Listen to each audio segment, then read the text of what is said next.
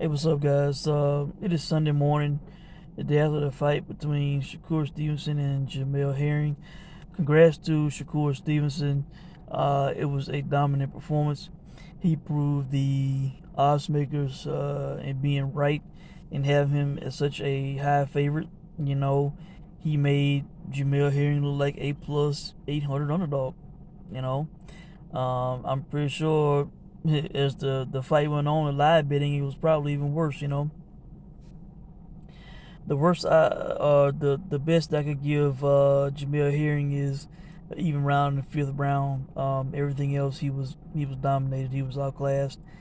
I thought he would do better in the fight. The announcers were wanting him to kind of bring the pressure from the very beginning of the fight. I understood him not doing it in the first round. I even kind of got him not doing it in the second round, but after that, I felt he should have picked it up. He should have, turned into Marcos Maidana basically, and kind of gone for broke. The mistake that people make with guys like Stevenson, Mayweather, they hit on these guys, man, and these guys are very good with their head, man. Very good at dodging shots, getting out of the way. Fury. These kind of guys, man, you need to have a body attack, man. You need to go hit them anywhere you can, the shoulder, the arms, the chest, the stomach.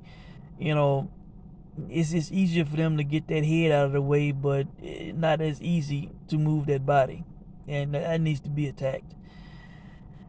I thought he would do better in the fight. Bomac was on him to do better in the fight, and he did not. He was content for most of the fight, just staying on the outside and getting outboxed, getting beat up. And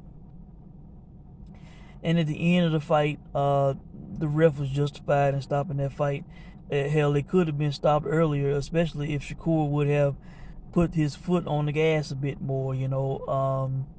I can see the criticism that he receives, and not going to close the show more. If he would have been letting his hands go more. There were times in the fight that he hurt Jamel Herring, and he did not seemingly go for the knockout. He was content with just landing the big shot, staying outside, and staying safe. But at the end of that fight, he had to cut over his eye. All right. But the fact of the matter is, man, the guy really had not won a round. You could only give him one at the most. All right. And he was taking the beating, man. Getting hit flush, and the ref was justified in stopping him, man. He was just taking damage. He didn't take no more. So I have no problem with the stoppage. Of course, as a gambler, I'm thankful for the stoppage. My hunch proved to be right. I'm glad I gave it thought and didn't just, play my initial gut feeling on the fight. There were many reasons why I thought there could possibly be a stoppage in the fight. And what it turned out to be was basically Jamel Herring, the age difference. He's 35, but at times his reflexes appeared to be 45. Like he just, I mean, the guy's speed, his punching speed was, it was too much for Herring, and he was getting hit flush. He was not reacting well. He was slow to bring his hands up at times. Couldn't get out of the way. So, that's what really played into the stoppage of this fight. Thankfully Stevenson picked it up and went ahead and caused the ref to stop it. So, like I said, the hunch paid off. If you played the parlay with the fight not going the distance and the under in the Fedor Tim Johnson fight, they came out to a plus 337. They hit for me, along with the just playing the under in the Fedor Tim Johnson fight. So I had a very profitable day yesterday, a very good day. The only other play that I had that did not hit was Herring on the money line at a plus 800.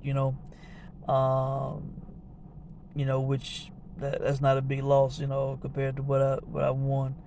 So the best outcome for me would have been hearing by knockout or inside the distance. That would have been then I would have collected on both plays, but just collecting on the parlay was good enough.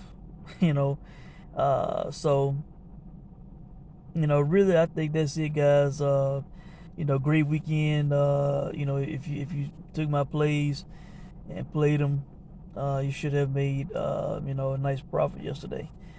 So I think that is it. Let me know what you guys think, man. Dominant performance by Shakur Stevenson. I don't have a top 10 pound for pound. I only do top 5. But with this kind of performance, going up in weight, beating the bigger guy, winning a world title in the second weight class, I could see him being, in the, being number 7 pound for pound. I'll probably have T.O. at number 6 and probably have him at number 7. So, he made a pound for pound statement last night, that's for sure. And it'll be interesting to see what he does in the future. So, really, I think that is it, guys. Let me know what you think, man. If you placed wagers yesterday, I hope you won, made money. And I will check in with you guys soon, man. Thanks for watching.